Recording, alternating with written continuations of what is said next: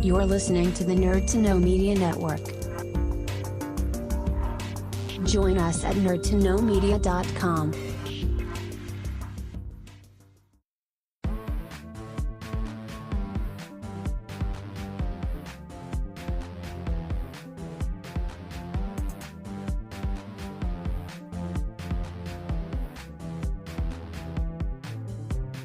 Hello, and welcome to another episode of Doing It for the Exposure, the show that reports all of the very important things. I'm your host, Mannequin Blue, and today's special guest is journalist, graphic designer, and performer Melissa Carton. Hi. Hi, how's it going? I wasn't sure if my sound was working there. We got a very enthusiastic hello. So how are you doing? Pretty good. Not much going on. Lockdown and everything. Yeah, I think that's kind of a running theme. Like, this show has been running for about 6 months, probably longer at this point. I think we started like last May, and every single episode starts with lockdown. Yeah. Will it ever end? I don't know. I think we're just in limbo for the next 20 years or so. I know. I want it to be, at least open up a bit for the summer so we could see people, do things. See the sunshine, not from a window. So you're quite a diverse person in that you do journalism and graphic design and performance and all of that. So do you want to kind of jump into, you can start wherever you want, because I know that's a lot of very diverse points, but yeah, if you want to tell us just a little bit about what you do and how you got into it. Well, my main job is as a journalist. I've been writing for her.e for the past 3 years, and I wrote for other websites before that. As far as the kind of more performance and the things, I started doing that back when I was a teenager. I started in Dublin Youth Theatre and then got some parts with Dublin Fringe Festival through that, and then ended up expanding to some small bits in film and TV and music videos down the line. The graphic design aspect came when I went to film college, and I ended up taking a liking to creating graphics and stuff, and I've done some for musicians over the last couple of years. And last year in lockdown, I did the album cover for a musician friend, and that's out in the world now, and it's kind of weird, like seeing an album cover that I designed. Yeah, that's really cool though. Yeah, no, it was brilliant. So which album is this then, if people want to look it up? It's Irish trad musician called Donal O'Connor. There's a few different ones, but I'm pretty sure his website is the only donaloconnor.ie, but it's called Black and Blue. And like, if you're someone who likes music that's sort of along the lines of James Taylor or anything like that, it's very that kind of vibe. Oh, very cool. I'm totally not just looking for it and having a sneak peek. Sorry, I do this. I stalk all my guests. Oh, no, but that's really, really cool. So would you say then that the performance kind of came first and then the graphic design was something you fell in love with, or kind of what was the order of that? Yeah, the performance definitely came first. I started doing kind of singing and things back when I was in primary school. I was in a competitive choir, and then in secondary school was in musicals and things. And then through Dublin Youth Theatre realized actually this is something I might kind of like to pursue as a career. I don't know if I'd recommend it to everyone. It's like, I think there should be more funding for the arts and it should be a more viable career. But yeah, I think it was like 10 years or so I was going on auditions, and there was a couple of years where I was consistently getting roles, and I kind of thought, oh, this is it, things are going to kick off, and then they just didn't. And then COVID happened. Yeah, because even last January, February, I was auditioning for things. I was also supposed to be writing a show for a theatre festival, and then COVID happened, so all of that was cancelled.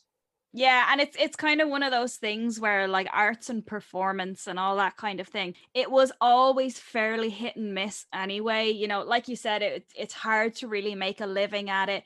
And then when the ball gets rolling, sometimes it can stop halfway through, or, you know, whatever it is. And then so for everyone who was kind of working before lockdown hit, we were already kind of struggling, and then lockdown hit and it was gone. Yeah, no, I've seen it happen to so many people. And I used to work at a lot of burlesque and cabaret shows. And like, I've seen people attempt to kind of put them online now. So they're still making some kind of revenue, but it's so hard. And anyone who used to work at music festivals or anything like that, all their work has been gone. Yeah. And the whole thing about it as well is that this is something that I've noticed people saying, is that when it started, we were told, oh, it's just going to be 2 weeks. And I think we were past the 1 year anniversary of 2 weeks at this point. Yeah, I think so. Because I think someone in my job shared the last day they were in the office. And that was like last week or something. So yeah, because Paddy's Day was cancelled last year as well. Yeah, that's true, actually. Yeah, I hadn't thought of that, because I remember a lot of people were very upset about that, and we were like, well, look, if it's only 2 weeks then it helps. But you know, here we are, still not through to the other side of that. But on a happier note, let's talk a bit more about you and less about sad, depressing things. So yeah, you do a lot of journalism as well. How did you kind of get started into that? well, I always enjoyed writing. I was just one of those kids who entered every kind of writing competition, and it was kind of happened by accident. Through acting, I realized I liked creating the shows and like creating characters, and I wrote a couple of shows for Dublin Youth Theatre. And then it was kind of on the back burner for a while. I was just concentrating on performing. But then there was a friend of mine, Dara Maluli. He's the bearded Irishman on Instagram, and he was working for an online music and fashion website, and they needed someone who was working in fashion, which I was at the time, to kind of be a contributor and do like a column with them. And then I ended up getting a job with them as their deputy fashion editor. And it was through that the ball started rolling. And I went from that website to chunk.ie to goss.ie, and then up to her.ie that I'm working with now. All right. So you've been doing this for a good while. You've been, I suppose, through the journalism ages. Yeah, I'm kind of thinking now, maybe 8 years or something. Oh, right. That's really cool. Yeah. and so that would be more of a regular gig as well. Yeah, and it's really changed over the years. Like I started, like I said, in fashion, and then with Chunk Daddy, I was actually writing the weird and supernatural stuff. My first series with them was like creepy Christmas traditions, which was like Krampus and like the Yule lads and stuff like that, and just kind of weird, wacky stories, and anything that was like true crime or Irish traditions like banshees and stuff. Mm-hmm. And now I'm writing kind of everything. It's a mix of things, because like I still write true crime pieces, but they're for her. Because I was talking to I was interviewed recently about one of the true crime pieces, but yeah, it's a mix of things. It's been a journey. Yeah.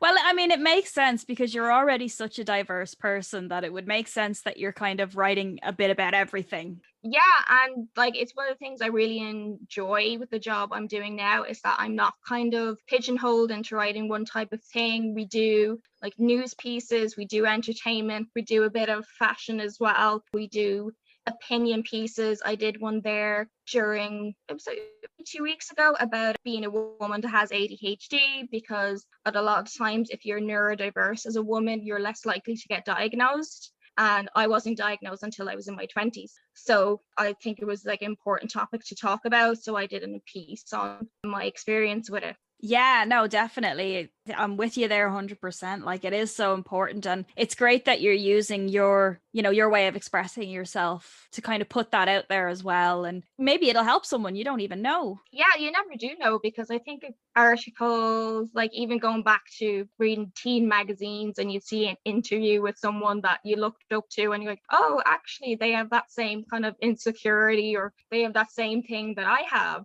Oh, it's just kind of that feeling of not feeling like you're on your own. Yeah, exactly. It's kind of a solidarity thing, but I think in a sense it kind of validates your feelings as well, because a lot of the time you go, well, is it just me who feels this way? Am I being silly? And then you see, no, other people actually relate. And so it kind of helps you come to terms as well. Yeah, absolutely. And, it's just kind of the thing growing up and not knowing that I had ADHD or anything like that. I always felt awkward. I always felt, oh, there's something wrong with me. And that's why no one wants to be friends with me. That's why I get bullied in school. And then one of the things with performing when I joined Dublin Youth Theatre, I found I very easily made friends and people were very accepting me. They liked me. They wanted to talk to me. And that was when I kind of went, oh, hang on, maybe there's nothing actually wrong with me. Maybe it's just these other people. The problem was with them. And then when I started college, one of my lecturers noticed that I was having trouble focusing and I had a lot of anxiety and panic attacks, and that was when I went and got officially diagnosed. Wow, yeah, it's amazing that the support you can get from creatives and other people who are not even necessarily going through something similar, but maybe they know the signs and they can see it, and they can kind of point you in the right direction. Yeah, absolutely. And I think sometimes like that, if it's not like with everyone, because I don't want to say like everyone that's like on the spectrum or has something neurodiverse is like a manic pixie dream girl, but a lot of people, they have interests that they're very passionate about and they talk about them a lot, and maybe they do dress quirky and stuff. I know I do. And when you're around other artistic people, they're kind of the same. So even like that, if they're not neurodiverse, they still have similar interests and they're as passionate as with their things. So they just accept that you talk in a really passionate way and constantly want to talk about your interests. Yeah.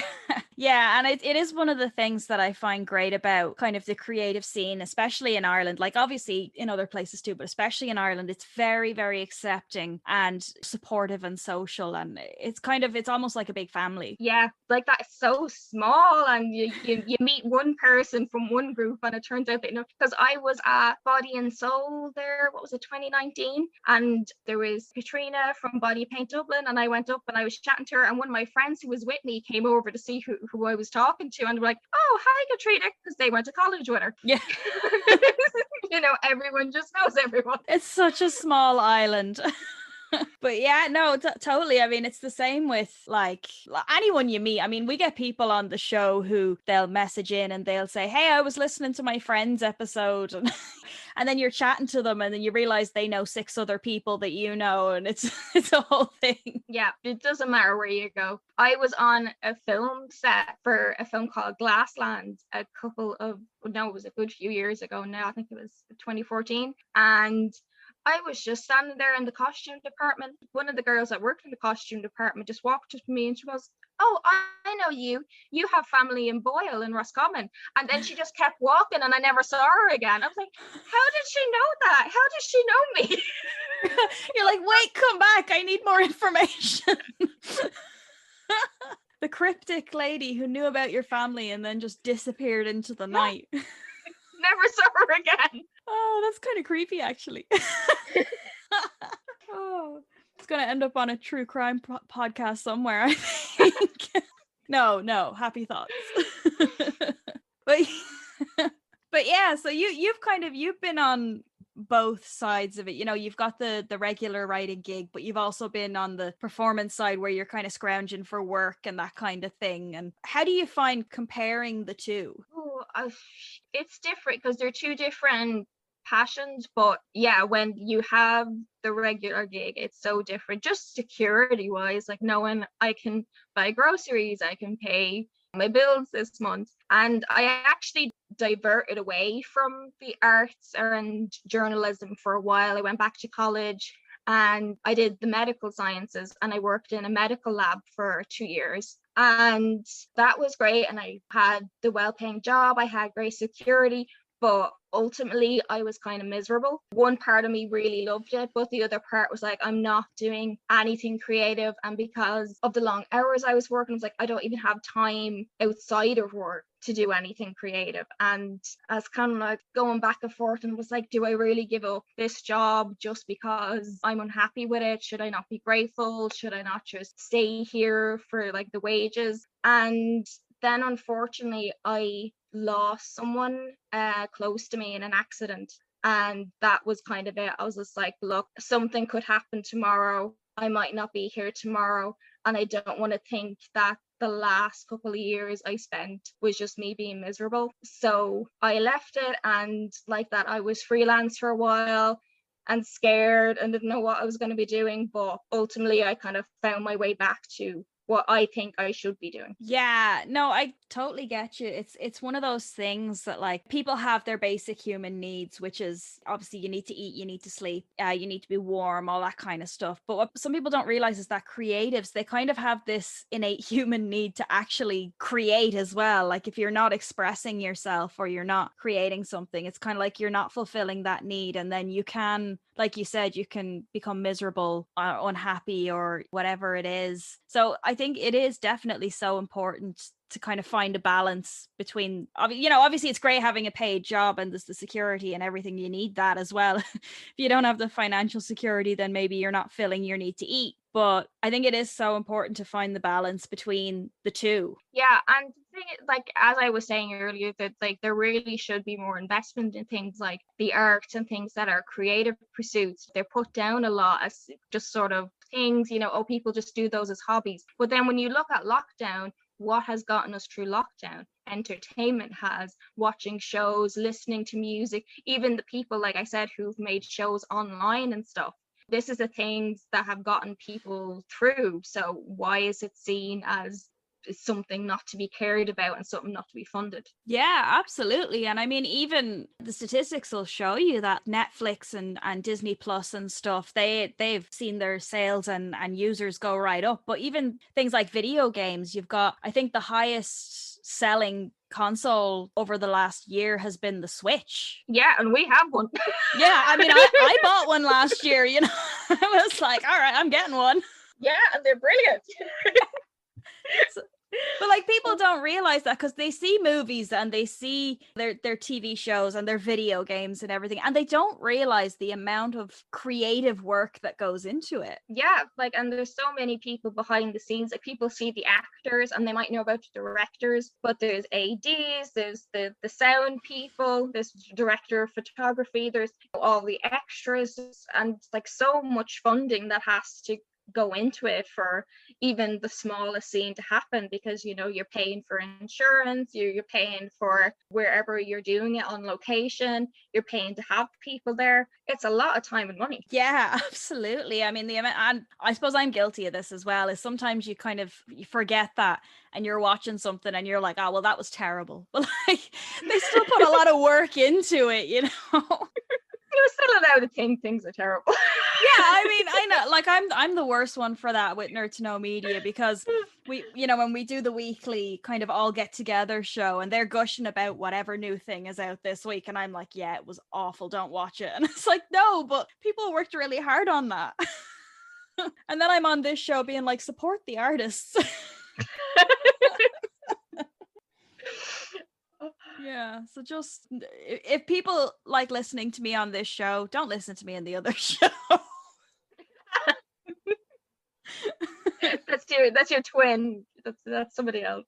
Yeah, that's the evil twin that hates the arts. And no, I'm gonna have to remind myself to be like, go easy. Yeah, people work hard on stuff. That's a direct quote. I get it printed on a t-shirt. Well, I suppose I could talk a bit about how I met you.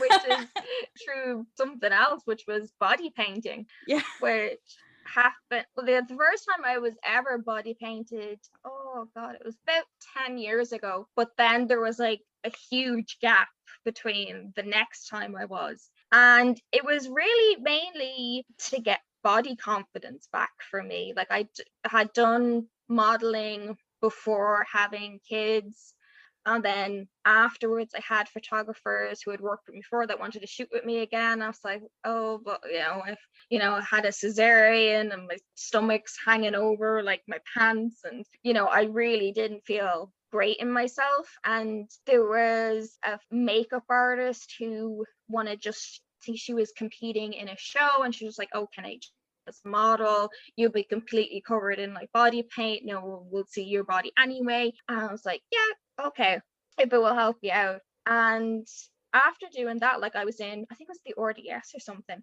and I was just in body paint and pants, and I was just like, I was walking around this room with hundreds of people, not bothered by the fact I was just in body paint and pants. I was like, oh, okay. And then I actually, yeah, I ended up doing it at the Lighthouse Cinema for the launch of one of the Star Trek movies then. It was Into Darkness. Yeah. And I was painted into the Starfleet uniforms. And I think it was one of the morning programs for RTE. I was like, this is going out in the morning. I'm not wearing any clothes. This should be an after 9 o'clock in the evening kind of thing. But then, yeah, I ended up working with people like, I started working with yourself and Shauna and other people up at the Camera Club. And it just made such a difference. And I also have this like incredible portfolio of photos. Like when I upload them to social media, people are just like, is that you? That doesn't look like you. Like, what is this? Like, especially with some of the really crazy ones, like there was the all purple one for the mermaid shoot, and then there was one where I was like had like an orange design painted all over me. Like there's been some really wild ones, but they look amazing. And then there's been the body paint shows, even the virtual one that we still did last year, I think was August or September. And we were up in the studio filming it there because we couldn't actually go to Austria to take part. We were just like live streaming ourselves getting body painted. But that's great though. Like you said with the whole body confidence thing, I'd have to agree 100% because like I started out as a body painter and then I kind of fell into the modeling side by accident, and that was more because I was usually at events where we'd be short of models or something and I'd have to jump in, and it really does give you confidence, like 100%. Yeah, and like it's hard to even describe it to people who haven't had it done, because I can totally accept people going, oh no, I couldn't stand there in the nip and have someone paint me, but you really feel like you're clothed. You feel like there's stuff on you. You don't feel like you're naked at all. Yeah, you feel like you're wearing like the best outfit you've ever worn in your life, and it just gives you such confidence, and you're like strutting around being like, I am amazing. Yeah, and like I've gotten to meet people, like I said, like yourself, that like I've gotten to know really well. And then like with Shauna, we worked together because I was supposed to write something for the Bram Stoker Festival 2020, but that couldn't happen because no live events were going on. But she ended up making over myself, my husband, and 2 kids into vampires with like crazy prosthetics and stuff and contacts that she like got. And we were on billboards all over Dublin, and it ended up on Ireland AM as well. So it was just like crazy. I think I saw those actually. It was really cool. I was like, oh, look at the little vampire kids. So cute. Yeah, we were going to kind of for like an 80s, early 90s vampires. Kind of a like, Lost Boys vibe. Yeah. I definitely got that from it. I was like, it's really Lost Boys. But that was like so much fun. I'd like Shauna was there like in my kitchen trying to do it all on us, and wild times. But like it was incredible to be able to do that and support her with like her makeup art, and also be able to promote her and be like, hey, that's your stuff on a billboard.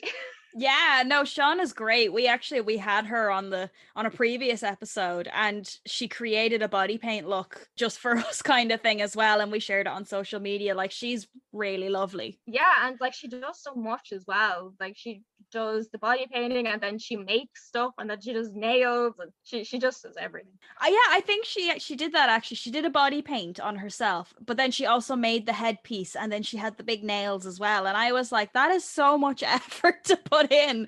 Like, fair play to her. She's really, really good. She's incredible. Like the people I've met doing creative pursuits is just 10 out of 10 would recommend them to a friend. But like even a couple of years ago, I kind of have a thing where I apply for things even if they terrify me, because I just like, nah, let's try something new this year.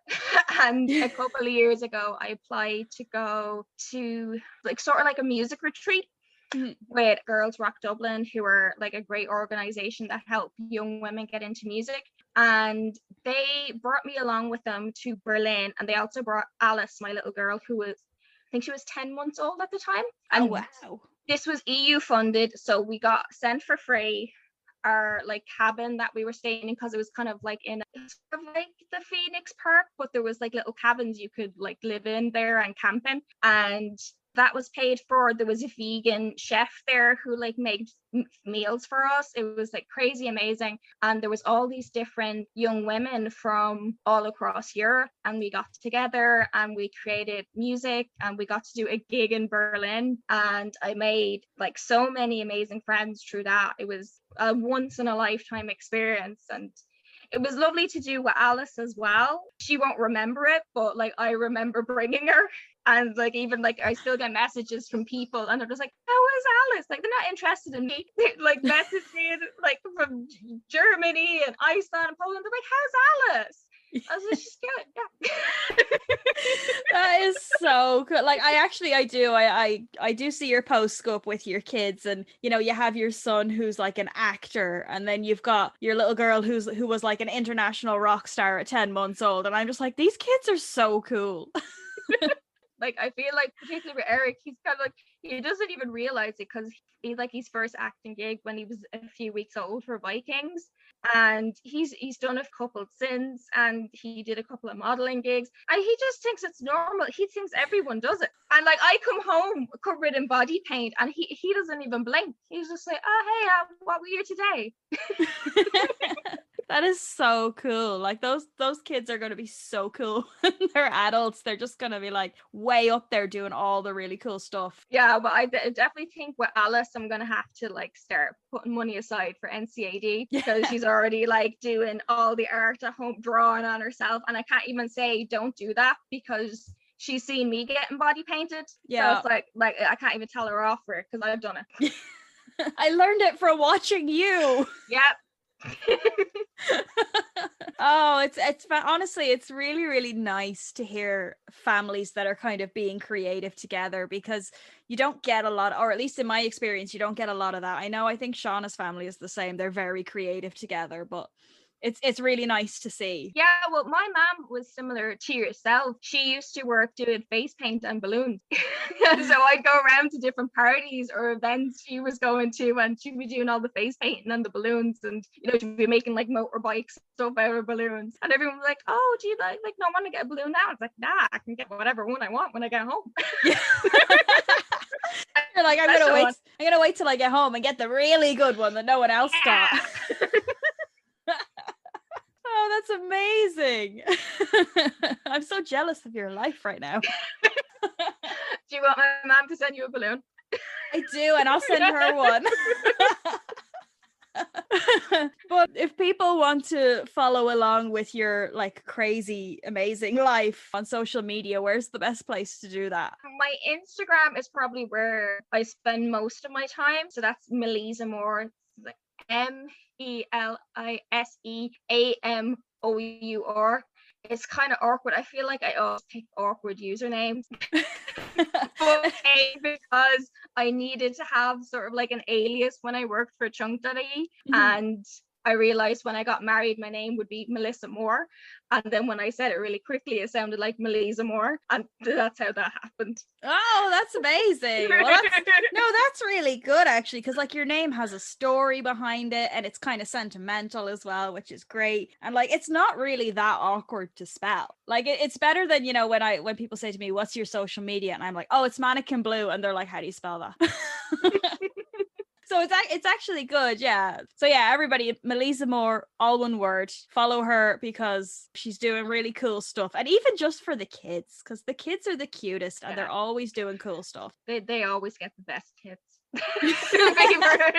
Well, see, because the kids, obviously they're creative and they're doing cool stuff, but like they have the cuteness factor as well. Yeah. I don't have the cuteness factor. You do. You just, you know, you don't have the little blonde ringlets, that's all. No. But But yeah, support Melissa and her awesome family that you'll be seeing on billboards at some point soon again, because I guarantee you will be, which is fine. But is there anything that you would love to talk about that we didn't touch on yet? Yeah, during the time that I was acting, I was also going for a lot of presenting gigs. And while I did get some, I was working for Festival TV for a little while, and that was promoting like local community festivals. And then I worked for Dublin Fashion Festival, presenting with them. But I felt like a lot of time you get quite pigeonholed into a certain type of presenting. And like I'd said earlier, I did my degree in science, and I would apply for different science presenting gigs, never got them. And there was one time in particular that was like really frustrating. I'd gone along to an audition, and it was for a video games presenting show, and they said they wanted one man and one woman. I get along to this, and I'm the only woman there. There was a room full of men going up to audition. I'm the only woman, so I was feeling pretty confident. And add to that like I play video games. I've always played video games. I have a good knowledge of them. I was like, okay, like I've pretty much got this in the bag. Because I was the only woman, I had to audition with absolutely all of the men. So instead of just doing like a 5-minute audition slot, I was there for hours doing the audition pieces with all the men that was auditioning. So it took up an entire day, but I was like, you know what, it's worth it if I get the job, which I thought hands down I'm getting. And then afterwards, after spending the whole day auditioning, being the only woman there, they told me that they decided to go in a different direction and that there would just be a man presenting it. Oh my goodness. So they wasted like, it's not even that you went in and you did the 5-minute audition or whatever. Like, you were there all day. They wasted an entire day. An entire day. And like, it's annoying enough when you kind of feel like you didn't get something because they were just like, oh, video games and science, that's kind of more for boys. It's annoying when you feel it's that way, and then when you go and you're the only woman up for like the one female position, and then they decide to cancel the female position, and on top of that waste your time. It was beyond frustrating. Yeah, I mean, you have every right to feel that way. Oh my goodness, I would be so angry. No, but I also just felt like it was a really missed opportunity for them, because I think people don't realize how many women play video games. They really don't. And it's like, if you want both men and women to buy this game that you're talking about, because they were advertising a game of theirs as well, it's just like, well, why wouldn't you have a woman there so that women could relate, and you'd make double the money? Yeah, I mean, you're doubling your customer base that way. Like, why would you exclude half of your customer base? This doesn't make any sense. No, and it's just so crazy that still in this day and age, people just like that assume women don't play video games, they don't watch sci-fi, they don't read comic books, and it's not the case at all. And women have always done it. Like, even my grandmother, the day of her wedding, because they hadn't had a lot of money, herself and my granddad went down to the corner shop and bought comic books and just went home with them. That was their reception. That is so cute. It's like, we've always read them. Yeah, I mean, we've always been in it. I mean, even for myself, I play more video games than my partner does. And I suppose I don't play as many as I used to, but that's still saying something. Yeah, and a lot of my friends, because I was in like the video game society in college, so a lot of them were big gamers. The best one, hands down, and everyone in my friend group would admit it, the best one that will beat everyone at the video games is one of my female friends. Yeah. It's frustrating on many levels. No, it absolutely is. And I think it's kind of, thankfully these days, it's kind of going more towards the other way, where I think women are being a little bit more included in things, but it's still going very, very slowly. Yeah, and there's still the whole thing of don't announce you're a woman if you're online gaming, because the harassment is real. Yeah, well, there's the harassment, and then there's also kind of the accusations that, oh, she's only saying that for attention. She wants people to think she's cool. She doesn't really play video games. It is a kind of a double-edged sword. Yeah, absolutely. Like, even with myself with certain online games, I would just pick a super neutral username, because I'm just like, yeah, I don't want anyone sending me either messages trying to come on to me or messages harassing me. None of that. Yeah, I mean, No. I used to play online a bit. I don't really anymore for that very reason. The thing about it is you don't even have to actually be a woman playing online. If you just play a female character, people will message you. Oh yeah. Yeah, and they don't know anything about you. Like, you could be a dude playing a female character and you will still get guys trying to slide up into those DMs. And then you ask for like their Venmo or their Revolut. But you might as well make some money from it. People listening, be nice to your artists, but also be nice to your female gamers, because someday we'll be in charge and you'll be sorry. Charge of all of it. Have to ask permission. No, but seriously. We're here, we're not going away, and we're not just doing it for the attention. Yeah, so Melissa, it's been an absolute pleasure having you on the show and having the chats with us. Yeah, same with you. Yeah, it's been great. And again, anyone at home listening, check out Melissa's Instagram and support her and read all her articles on her.ie as well, because she's doing some great work for them, which is brilliant, and we want to keep that going. Yep. Yeah. Give us all them clicks. So if you enjoyed this episode of Doing It for the Exposure and would like to hear more in the future, make sure to follow us on Facebook, Instagram, and Twitter at DIFTE Podcast. You can also check out our stream on nerdtoknowmedia.com. We stream bi-weekly on Spotify, SoundCloud, and YouTube. Thank you so much for listening. Thank you for listening to a Nerd to Know Media production.